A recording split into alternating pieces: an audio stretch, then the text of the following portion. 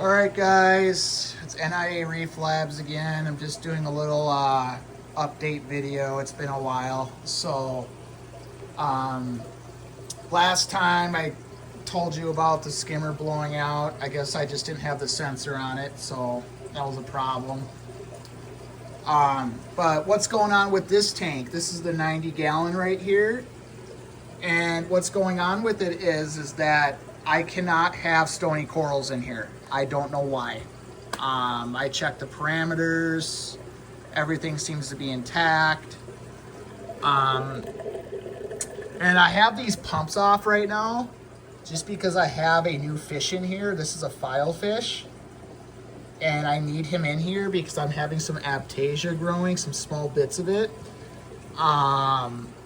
And he likes to be around the pump, and he's been stuck on the pump before, so I'm like, okay, I'll just turn the pumps off for now until he stops hanging around them. We'll see what happens. So anyways, yeah, back to the tank. The corals, these hard stony corals, they're just slowly bleaching out. They're dying. Whatever I put in here, they die.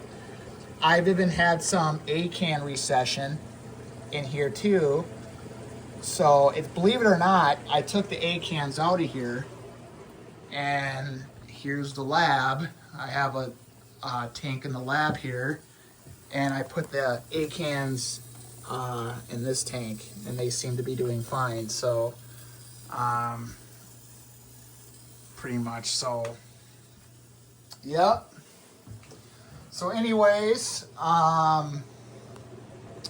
I've decided the facility is just not going to mess with hard stony corals. I'm not going to deal with Montes. I'm not going to deal with hard stuff. I'm just literally going to have leather corals and as many leather corals as I can.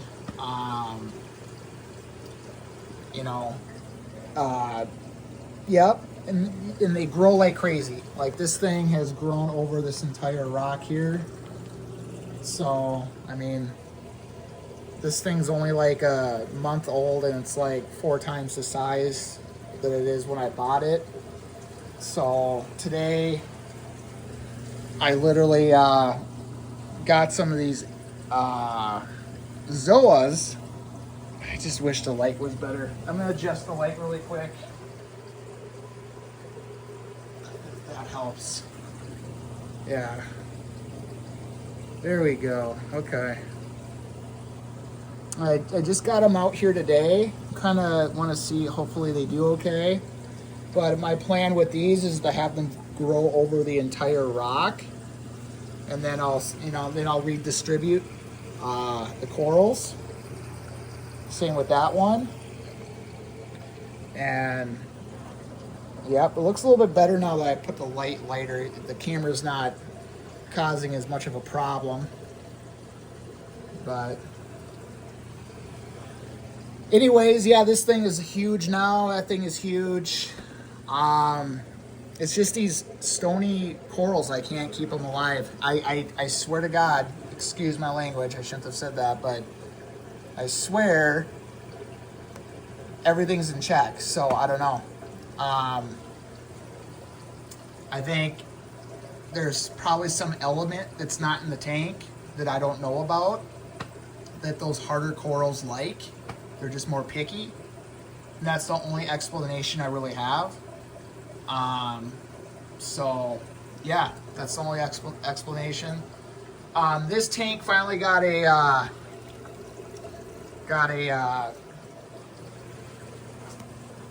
cooling system. It's working fine.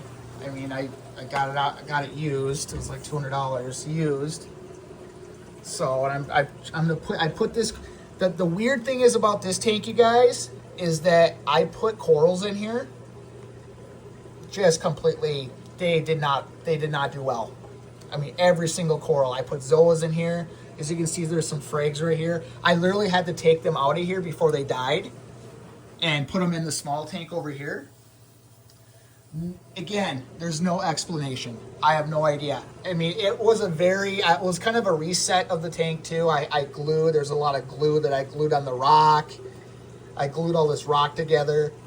And, you know, I really tried to make this rock, you know, this rock like as many placements as I can for new coral. So there was a lot of glue. So it could have been a chemical thing. I don't know. I just put this coral in here today. It's an Xenia. It's like it's a type of an Xenia, and this thing is really grows like a weed. And I can see it's kind of starting to recede. So I hope it does well in here, because I literally had to move it out of this tank for some other corals. So this is the test on this tank again to see what's going on. So I have a clownfish back there, and then I have it's like a yellow purple type fish. I don't know the exact name at the top of my head, but yeah, that's pretty much what's going on with this tank. I don't know why corals just die in this thing. When I first, you know, what's weird is when I first brought this thing home 6 months ago and set it up and put coral, I put coral in like 3 days later. The coral was fine. It grew. I know that's a no-no. You're technically not supposed to do that, but I mean, come on. We can't, let's be all honest here. We can't really have a tank sitting here empty for months on end. You know, I don't think people really have the patience for that. So I don't think it's a bad idea when you set up your tank. I don't think it's a horrible idea to find the easy, you know, put some really easy corals in there just to, you know, just to see how they do. If they grow and you don't want them in there anymore, you can take them out and resell them back to somebody, sell them to somebody, and you can start going to harder corals if you want later on. But I don't think there's anything wrong with just putting some corals in right away. And you put a fish in there too, just to start the cycle.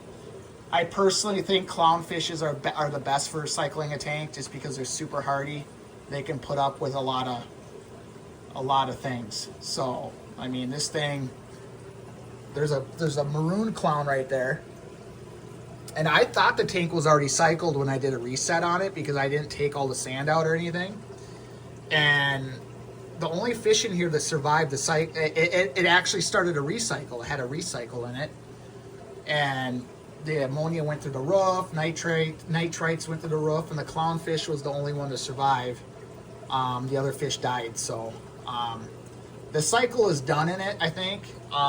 That's why I put another fish in there, and he's doing fine. Just do a water test, and you can tell. You know, I did a water check on it a few days ago or a week ago, and it was fine. So, but yeah, guys, that's what's going on in the facility today. It's an update. I just want to let you know the end goal of what I do in here. This is just not just any old hobby to me, okay? This is my job, is to preserve coral, grow coral, and eventually down the road, if I can somehow get a government grant or something, I want to get some lab equipment in here and start messing with the genes of the corals eventually, okay? See if I can start messing with the genes and everything. But yeah, I don't know if I showed the lab before to everybody, but you know, I got some stuff here. This is storage back there. But this is a really good tank right here, guys, okay? This is a really good tank. This is the healthiest tank I have right now in the lab, in the facility, just because things in here grow. I mean, harder coral, like 8 cans. Like if I put 8 cans in my 90-gallon tank, there's no explanation. I have no idea why, but they just start receding.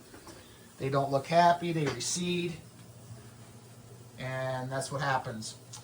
But anyways, I just did a little facility update. Just want to let people know I'm probably going to be fragging some of this, and I'm going to be putting it on some frags and see what I can do with it. I might redistribute it to a different facility, because the point, guys, I'm going to say this right now. The whole point in doing this is to keep corals in captivity, okay? And to get more and more people involved in this. So there's more corals in captivity, okay? You know, go get a tank, okay? Even if you don't have the money to buy a lot, this thing right here, at bare bones minimum, you can get a light. This is the more expensive version, but you can still get a cheaper version of this, and it does just as good of a job. $350, okay, for everything. And get a few test kits. You can do it too. It doesn't have to cost you thousands like it costed me, okay? Anybody can do this hobby. It's just, you know, you can do it with it. This is not a hard tank, okay? I'm gonna say this right now, okay? It's not a hard tank. So, it's not a hard tank. It's not any harder than my 90. In fact, it's healthier than my 90 gallon. So, I don't know what to I don't know what to say about it. So yeah. Well, that's all I got to say right now. I'm going to do a little bit more, you know, get some footage of the tank. I have a mandarin in here. I did not clean the glass, so if you see any smudges, there's nothing I can really do about it.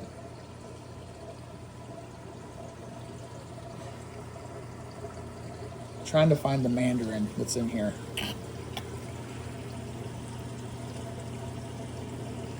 He's kind of elusive. Some days you'll see him, some days you don't.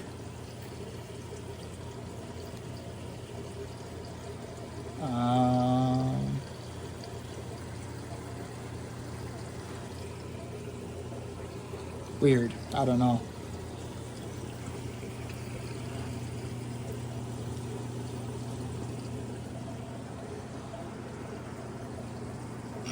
Yep, some days you just don't see him. So he's kind of a interesting fish. Sometimes you just don't. Oh, wait, no, that's a different fish. So anyways, take a good look. See, there's some bleaching already happening on that coral right there. Right there. That one's going to be probably next. That one's going to die next. And I'm telling you guys, once all these rest of these hard stony ones kind of go out the door, I'm not replacing them. And I'm going to find some soft leather corals that can withstand higher lighting. That's the next goal. So that's pretty much the next move. And I'm just gonna, to me, it's not worth it. It's just not worth it.